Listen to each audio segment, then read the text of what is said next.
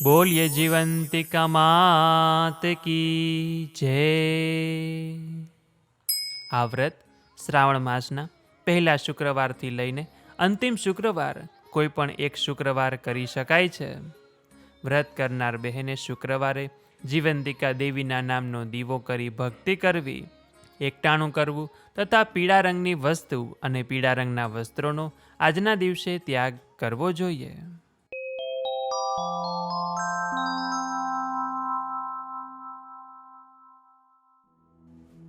કાશી નગરીમાં એક રાજા રાજ કરે.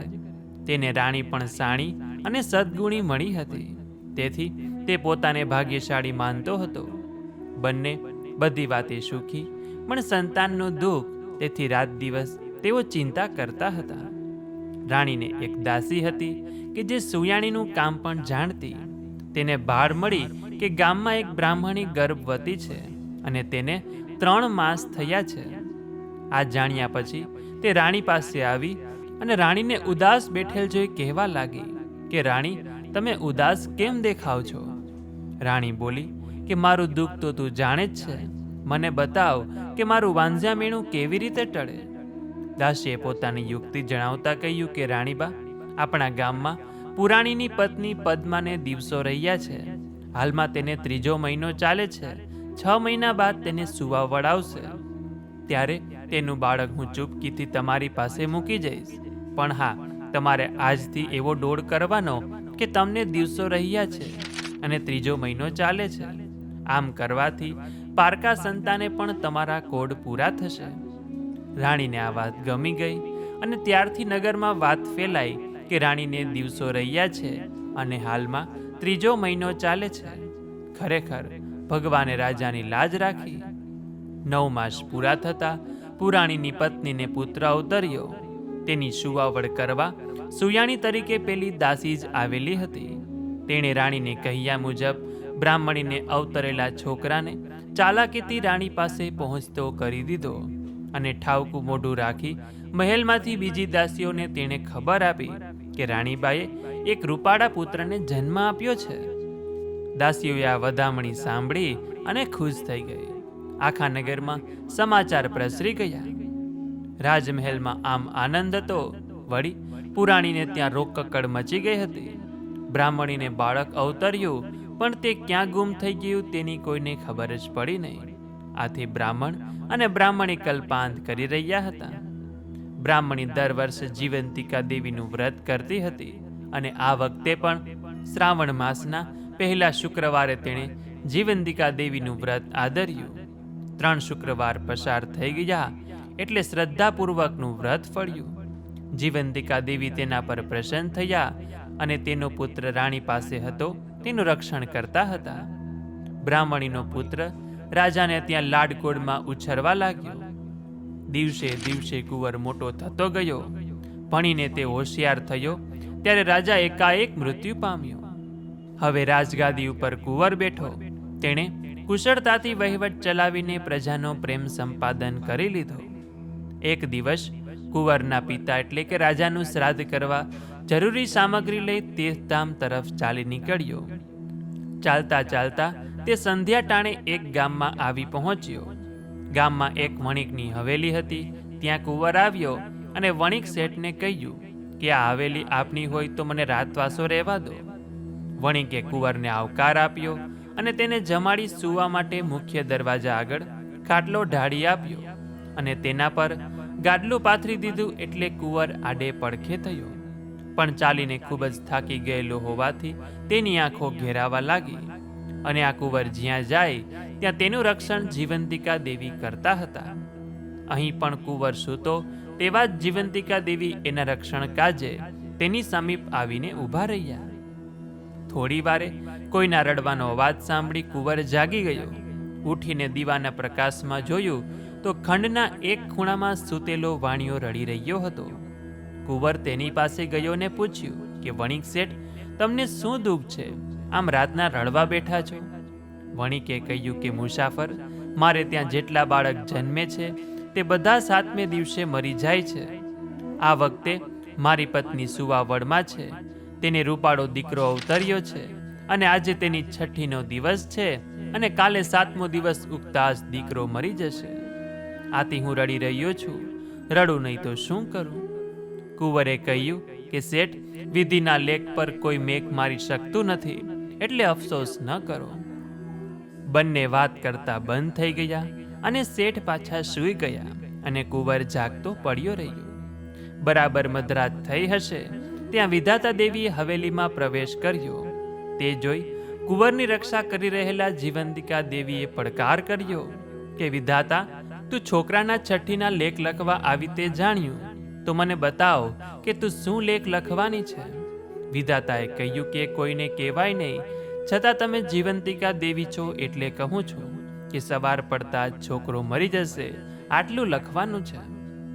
જીવંતિકા દેવી કહે કે હું આ ઘરમાં છું એટલે તું છોકરા માટે એવું અશુભ તો નહીં લખી શકે. દીર્ઘાયુ લખીને તું તારા રસ્તે પડી જજે. વિધાતા લાચાર બની ગઈ. તે છોકરા પાસે ગઈ, તેના છઠ્ઠીના લેખમાં દીર્ઘાયુષ્ય લખીને ચાલી ગઈ. સવારે વાણિયાણે પડખે સૂતેલા છોકરાને જીવતો જોયો ત્યારે તેના હરખનો પાર રહ્યો નહીં. આ જાણીને ઘરમાં બધાને આનંદ થયો. વાણિયાએ માન્યું કે આવનાર જવાન સારા પગલાંનો સદાચારી છે. તેના પગલાં થવાથી જ ઘરમાં અશુભ થતું અટકી ગયું છે. 2 દિવસ પછી કુંવરે જવાની રજા માગી તો વાણિયો અને વાણિયાણે રહેવાનો બહુ જ આગ્રહ કર્યો, પણ કુંવર નીકળી પડ્યો.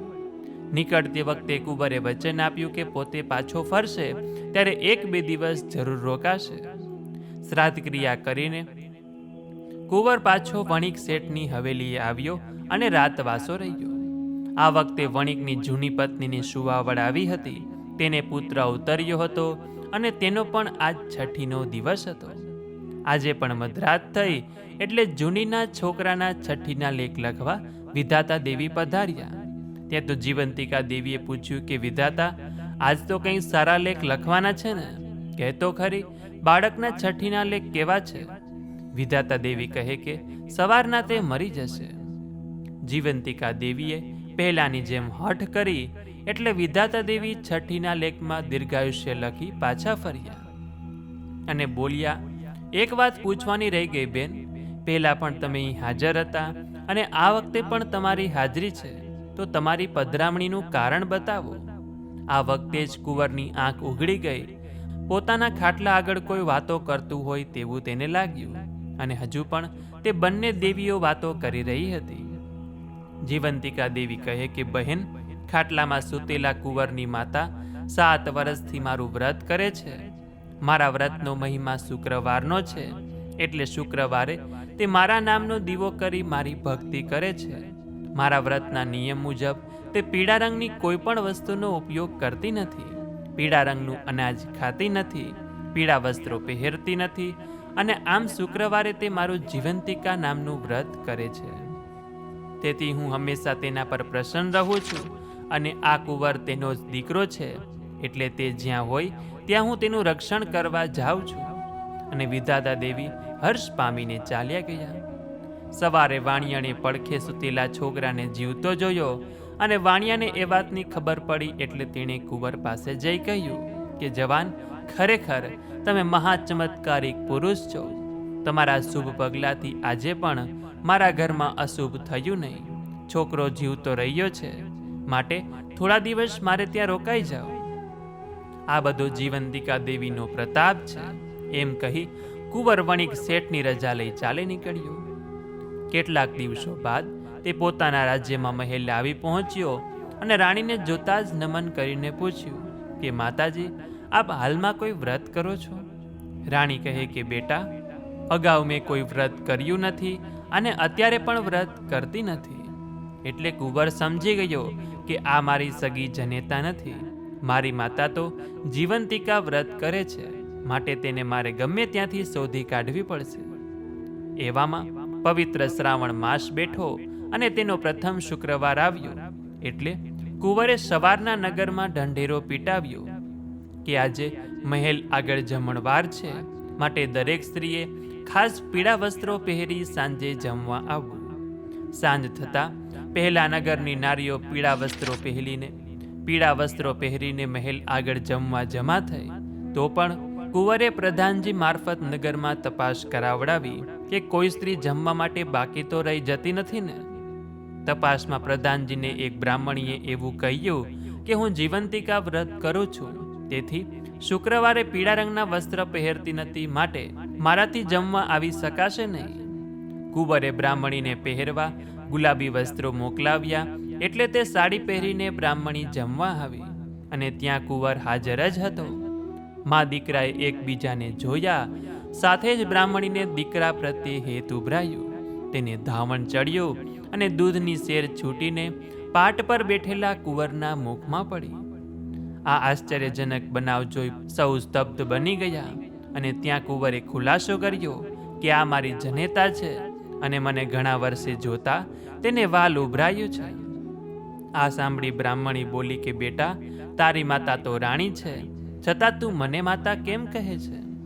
કુંવરે બંને દેવીઓ વચ્ચે થયેલી વાત કહી સંભળાવી અને વધુ ખાતરી કરવા તે તેને રાણી પાસે લઈ જઈ બોલ્યો કે રાણીબા, સાચું કહેજો, હું તમારો સગો દીકરો છું કે તમે મને પાળી પોસીને મોટો કર્યો છે?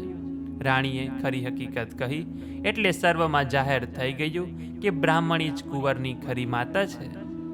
આ વાતની ખબર જમવા આવેલી સ્ત્રીઓમાં પડતા તે બ્રાહ્મણી પાસે આવીને કહેવા લાગી કે ગોરાણીબા, તમે જીવંતિકાનું વ્રત કરો છો તો અમારે પણ કરવું છે, તો તે કેવી રીતે ને ક્યારે કરવું તેની વિધિ જણાવો. બ્રાહ્મણી કહે કે શ્રાવણ માસના પહેલા શુક્રવારે આ વ્રતનો આરંભ કરવાનો. જો પહેલા શુક્રવારે કંઈ આરણ કારણ હોય તો બીજા શુક્રવારથી પણ વ્રત લેવાય. વ્રત કરનારથી પીળી વસ્તુનો ઉપયોગ થાય નહીં. વ્રત કરનારે સવારે નાઈને જીવંતિકા માતાનું નામ લઈ 5 દિવેટવાળો દીવો પ્રગટાવી માતાજીને નમન કરવું. પછી હાથમાં ચોખા લઈ ચારે દિશાએ ઉછાળવા કે જેથી પરગામ વસતા બાળકોનું જીવંતિકામાં રક્ષણ કરે. માતાના નૈવેદ્યમાં સાકરનો કંસાર કે શીરો ધરાવવાનો, એમાંથી વ્રત કરનારે એકટાણું જમવાનું અને બાકી વધે તે પ્રસાદ વહેંચી લેવું. 5, 7 કે 9 વર્ષ પૂરા કર્યા પછી આ વ્રતનું ઉજવણું કરવું. તેમાં સૌભાગ્યવતી સ્ત્રીઓ, કુમારિકા અને બાળકોને જમાડવા અને તેમને ગુલાબી વસ્ત્રો આપી રાજી કરીને રવાના કરવા. બ્રાહ્મણીએ આમ વ્રતની વિધિ જણાવીને વ્રતનો મહિમા સમજાવ્યો. આથી જમવા આવેલી સ્ત્રીઓએ શ્રાવણ માસમાં જીવંતિકા દેવીનું વ્રત કરવાનો સંકલ્પ કર્યો અને બધી સ્ત્રીઓ મહિમા ગાતી ગાતી પોતપોતાને ઘરે ગઈ. હે જીવંતિકામાં, તમે જેવા બ્રાહ્મણીને ફળ્યા તેવા સૌને ફળજો અને વ્રત કરનાર, કથા વાંચનાર, સાંભળનાર, આ વિડીયો જોનાર, સાંભળનાર સર્વેને સુખ શાંતિ આપજો. તેમના સંતાનોની અને તેમના પરિવારનું રક્ષણ કરજો. તો બોલીએ જીવંતિકા માત કી જય. તો મિત્રો, આશા છે કે આ વિડીયો જોનાર, સાંભળનાર દરેક બહેનોએ જીવંતિકા માતાનું વ્રત કર્યું હશે અને કદાચ વ્રત કરી લીધા હોય અથવા તો કર્યા ન હોય કે પછી આપનાથી વ્રત થઈ શકતું ન હોય તો માત્ર જો આપે આજના દિવસે આ કથા વાર્તા મારી સાથે સાંભળી હશે તો પણ મા જીવંતિકાના વ્રતનું પુણ્યફળની પ્રાપ્તિ થાય છે. મા જીવંતિકા આપણા સંતાનોની રક્ષા કરે છે. તો આ વિડીયો પસંદ આવ્યો હોય તો લાઈક કરજો, તમારા મિત્રોને મોકલજો. અમારી ચેનલમાં નવા હોય તો સબસ્ક્રાઈબ કરવાનું ભૂલતા નહીં કે જેથી કરીને આવા જ અવનવા વિડીયો આપ સૌને મળતા રહે. તો આ સાથે હવે મને રજા આપો, મળીશું ફરીથી એક નવા વિડીયોમાં. ત્યાં સુધી આપ સૌ લોકોને અમારી ચેનલના જય શ્રી કૃષ્ણ. ધન્યવાદ. મારી સાથે જીવંતિકા વ્રતની વાર્તા સાંભળવા બદલ આપ સૌ ભક્તોનો ખૂબ ખૂબ આભાર.